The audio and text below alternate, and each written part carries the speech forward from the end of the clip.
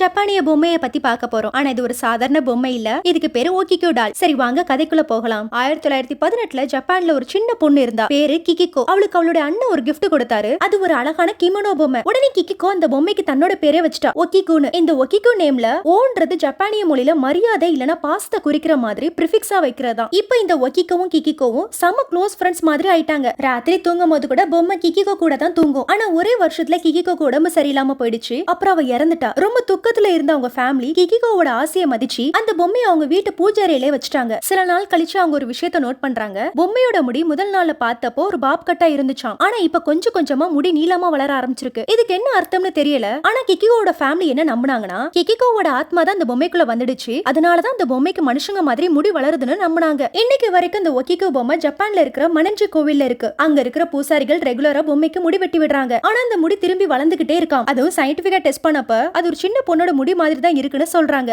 என்னடா அது? ஒரு பக்கம் இது வெறும் லெஜெண்ட்னு சொல்றாங்க, இன்னொரு பக்கம் இந்த பொம்மையோட மர்மம் ஒரு நூற்றாண்டுக்கு மேல இன்னும் நீடிச்சுட்டே இருக்குன்னு சொல்றாங்க. சரி, உங்களுக்கு இந்த பொம்மை கதையில நம்பிக்கை இருக்கா? கமெண்ட்ல சொல்லுங்க.